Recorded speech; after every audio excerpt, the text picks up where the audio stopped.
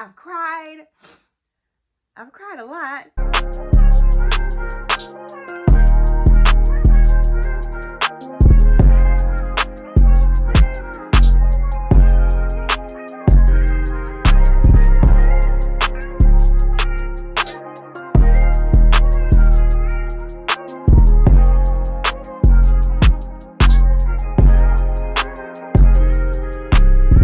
Great day, beautiful people. It's your favorite realtor, Kaisha Williams, here with a story time.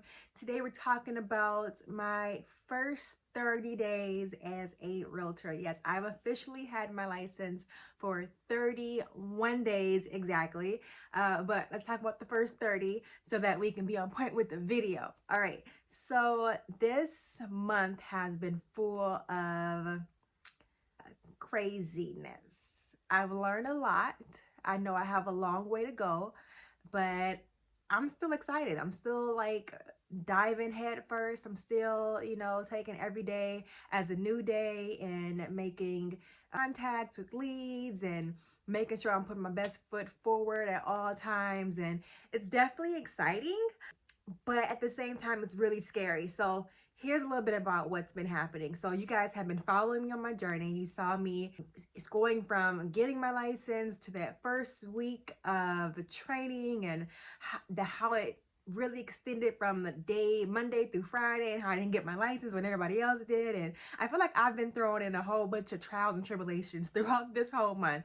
I got into it with some colleagues, well, some loan officers, a loan officer where I work just last week, which is crazy. I'm going to tell you guys about that as well. And I've just been learning a lot. I haven't had no money come in yet. So where is the money? Somebody show me the money. I've cried a lot, and from my understanding, it's just what to be expected. My coach, she's great, and all that. Okay, so let's get into it. So right after training, I told you guys we got split into like accountability groups. Rotate between either groups of 2 or groups of 3 so that we can have accountability amongst each other. And then my coach also checks in with us once a week. So we set goals for ourselves, whether the goals is to get, purchase agreement signed, or whether it's to get a buyer agreement signed, or whatever it may be. Maybe we contact 100 leads that week, or whatever the goals we set for ourselves. We have those 2 business goals and 1 personal goal. Personal goal being maybe we want to read a book, or maybe we're gonna, organize our home, or whatever that may be that helps us maintain our sanity.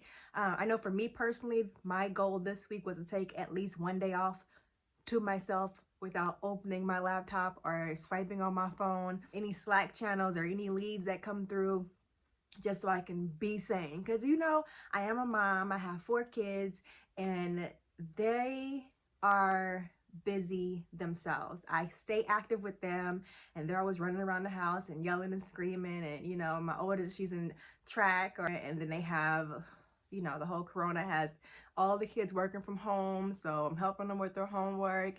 And then I have little Lily, she is a handful. She's crawling all around the house and biting people because she got 2 teeth up top and 2 teeth at the bottom. So it's hectic in this house. It's kind of crazy. And y'all, it's just been crazy. So anyway, in the brokerage where I work under, they give us a lot of leads, so we stay busy. My first week off, I know I vlogged that for you guys. I stayed busy, had countless buyer's appointments. We have a contract with Zillow and now Realtor.com, and those leads are always coming in. So I'm always busy. I'm always on the phone. I'm always in my car. Like, I'm gone. Sometimes the kids are with me, which is great. That I'm having them sit at home all day. I'm like, let's hop in the car. You guys come with me on these, buyer showings, and they get to see mom like being a boss and working and showing these houses and talking to people and, getting to know people and trying to get them into the perfect home, which is, I love that. It's a good reflection in my opinion, and it helps them to understand what it feels like and what it looks like to be your own boss and have aspirations for themselves. So I love that. I absolutely love that. I had been going on a lot of buyer appointments.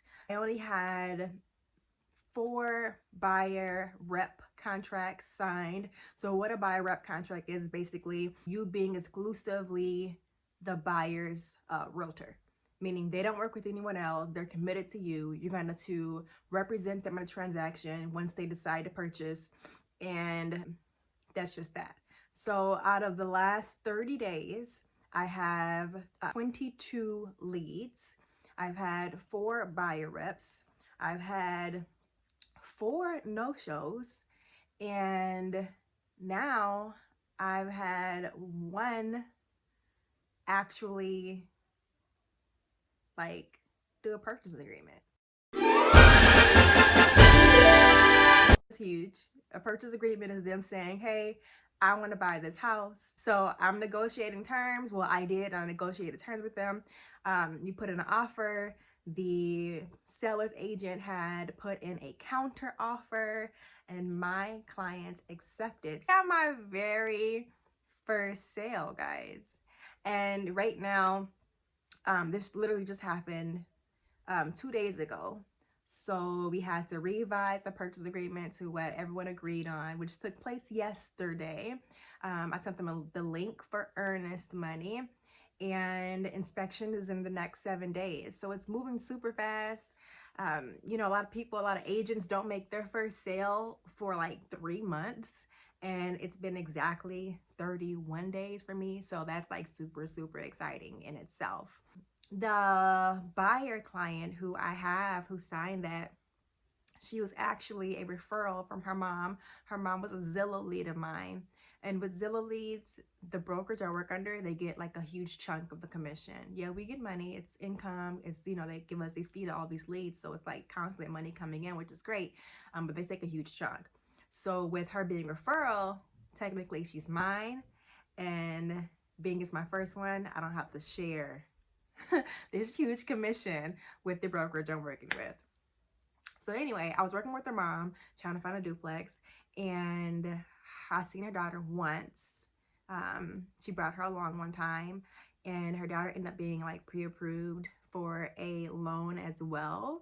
So she went to look at a townhouse and she loved it. They called me like, hey, let's make an offer.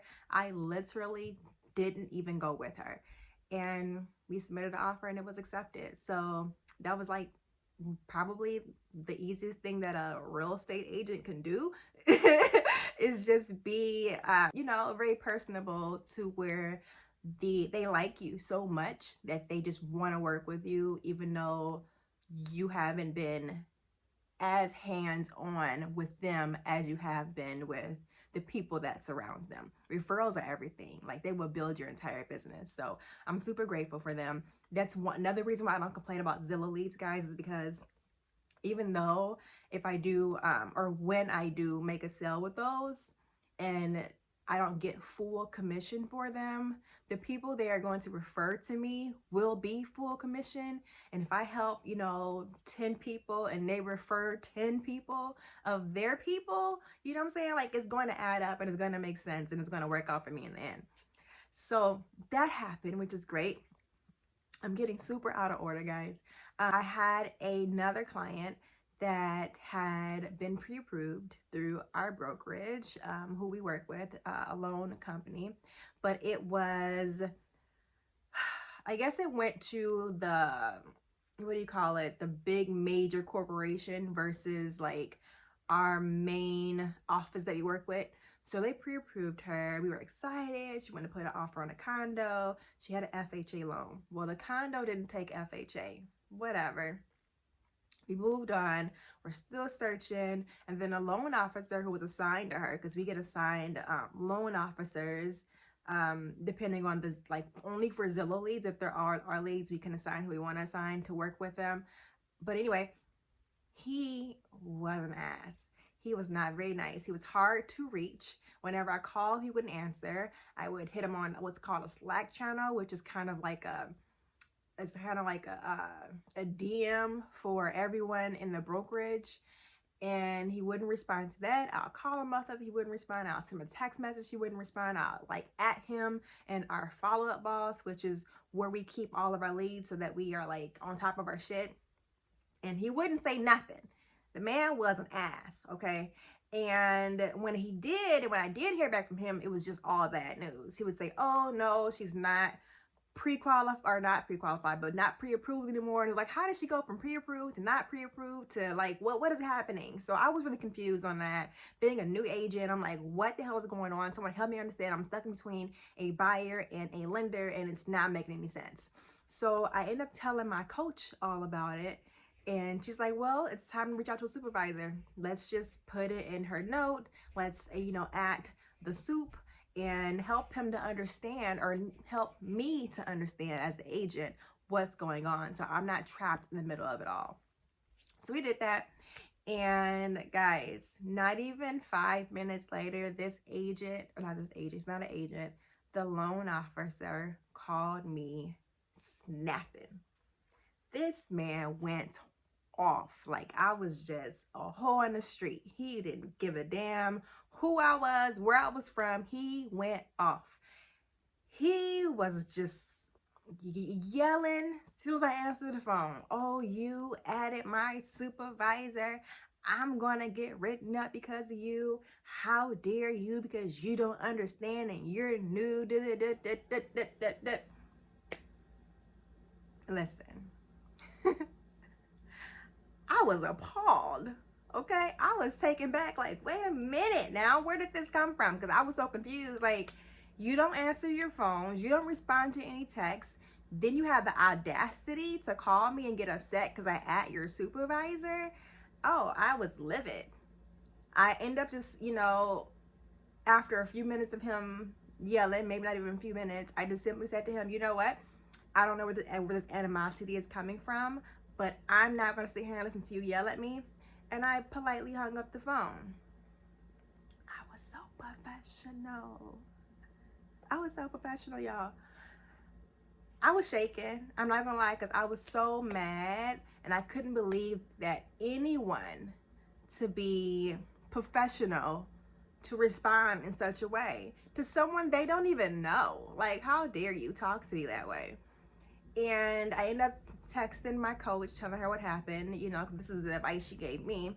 And then I ended up texting his supervisor as well, and just letting him know what happened. And his supervisor ended up calling me, and then there was tears and anger and all that in the midst of the call. And long story short, probably a couple hours later, he gave me a call. I didn't answer, and he apologized on my voicemail, which ain't mean shit because I feel like it wasn't genuine. And life pretty much went on. My coach called me the next day, being mama bear, because she don't play about her cubs. And you know what? I don't have to work with him again, and that makes me happy. That's what matters most. He's going to miss out on whatever money that they get for working with us agents, and I'm okay with that, because your girl just closed a deal. Well, I ain't closed. We ain't go to the closing table yet, but I just closed an offer in my first 30 days as a real estate agent, which, listen, in the market today, if you are buying a home, then you're up against multiple bids. In the first 24 or 48 hours, there's like 10, 12 bids on one single home. So you're either coming in at full price or overpriced for asking. With my clients, not only did I get her $2,000 off of asking, but the sellers are also paying part of the closing costs. Come on, man. Somebody just help me sing now. Because that's unheard of right now. With the market being as hot as it is right now, that's not happening. I didn't even mention that the townhouse had only been on the market for 5 days. That's it. 5 days. I got her money off the asking, part of closing, and it was only in the market for 5 days. Stop it. I feel like I'm killing it out here. Like, I'm barely started and I'm already killing it. So it's his loss at the end of the day. I'm not tripping. I'm not worried about it. I'm gonna let him be great, because I know I will be. And that's just that. Like, I'm not gonna worry about it at all. I'm just happy. I'm excited. I know that I'm on the right track. I know that I'm fully aligned. I had a full breakdown the day that the offer was coming in, or I was submitting it for the first time. I had a full breakdown that day. I had been crying for, 3, 4 days prior. I didn't know where my next dollar was coming in from. My out school had slowed down a whole ton because school started back up. So my classes were not filling. Not only were they not filling, they were getting canceled because of no enrollment. Not low enrollment, no enrollment. So they had been getting canceled. I started to fall behind on my bills. Like, it was rough. I was scared. I had went into my bathroom, literally. This is how good God is, y'all. Let me tell y'all about God real quick. I went into my bathroom. I was crying. I was looking in the mirror, and I told myself, I said, you got this. Life is good. Money flows to you easily and effortlessly. I have no need for anything. My bills are paid. Not only paid, they are paid on time. I have so much money in my account, I don't know what to do with it. I have an overflow of abundance, success, and wealth. Everything is always working out for me. Money flows to me like water, okay? I had to say these affirmations to myself, staring myself into the mirror, okay? Staring myself in the mirror, wipe my tears. I said, I got this shit. Non-exaggerations. Listen, non-exaggeration.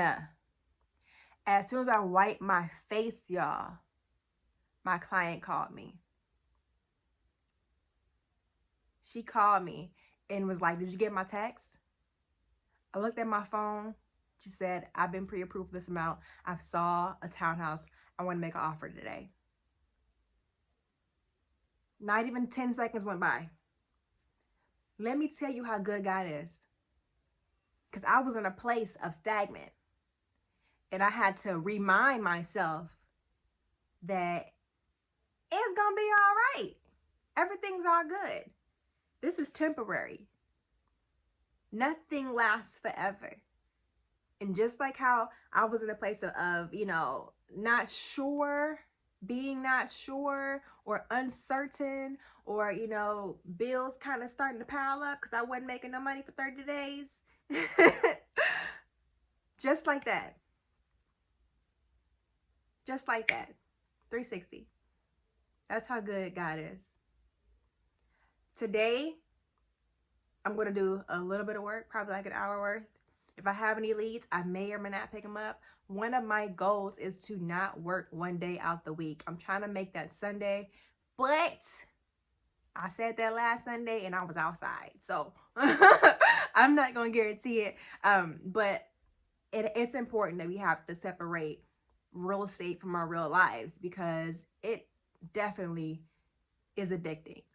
Okay, it is. I dream about real estate. I wake up, it's on my mind throughout the day. No matter what I'm doing, I think about at the grocery store, I'm passing out my business cards. I went to a birthday dinner with one of my good friends. I called her my sister.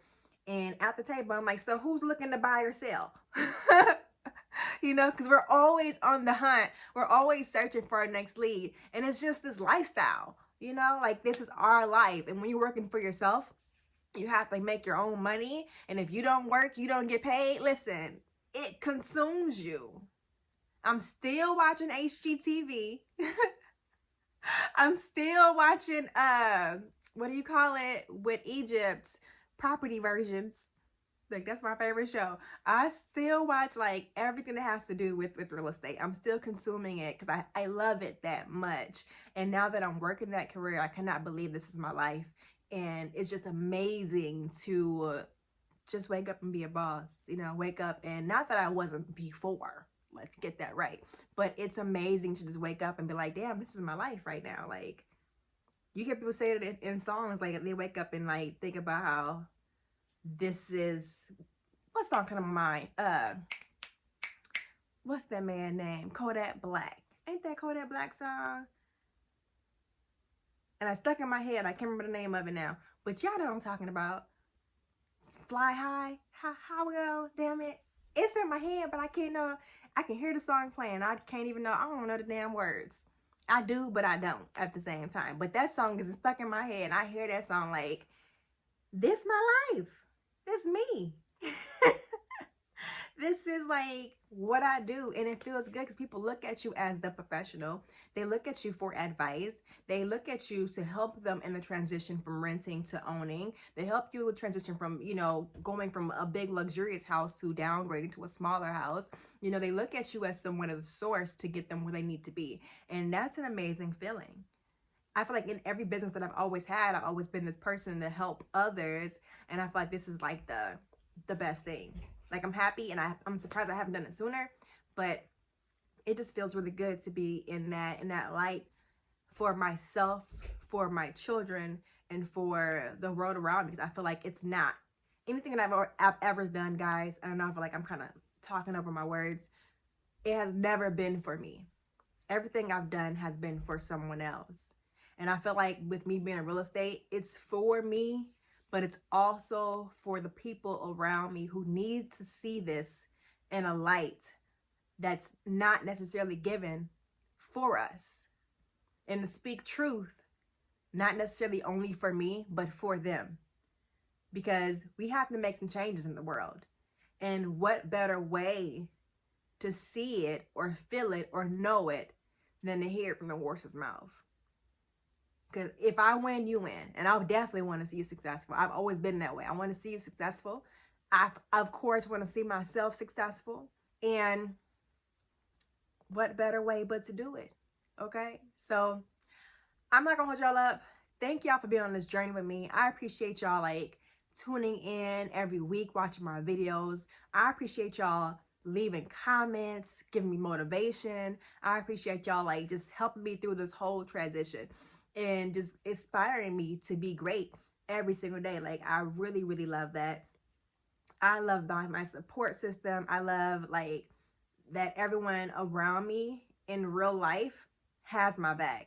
I appreciate my mom, my dad, my sisters, my kids, my fine ass baby daddy or whatever. Like, I appreciate these people who support me, and not just only on the mental level, but financially and everything else, because it takes a village, y'all. It really does. And I would not survive without any of those people, for real, for real. So shout out to y'all, because y'all be great. And y'all help me to be great too. And yeah, I just appreciate all of the feedback I get from you guys on YouTube. I appreciate everyone on Facebook and Instagram who just inspires me and just help motivate me to keep going, because you know what? I need y'all too. Like, it really is a village. And y'all, make sure you comment, make sure you subscribe, make sure you keep things going for not only me, but for you. Okay? Not only me, but for you. And let's just make it happen, y'all. I'm going to upload every week, as I have been consistently for the past couple of months now. And it definitely reflects that on YouTube, and I feel good. Give me some ideas of what you guys would like to see from me, what kind of content to enjoy the most. Should I head back more to my try-ons? I know you guys like really love the try-on, especially the one with me and baby when we did our try-ons. That video is doing numbers. I know you guys love my story times too, so let me know what kind of content you guys want to see from me. I feel like you love my vlogs with real estate. I'm gonna definitely do that. My channel's definitely based around real estate vlogs at this point, or real estate period. And I respond to all of your comments. I'm not like no big bougie type person. I just look forward to it. I'm excited about the future. I feel like I'm on the right track. I am in my divine purpose right now, and it feels amazing. So look out for much more of what I have going on in the future, because it's going to be dope. It's going to be amazing. And I wish, you know, all of you much love, success, and abundance as well. And I will see you all on my next video. Again, don't forget to like and subscribe, and I will see you soon. Peace.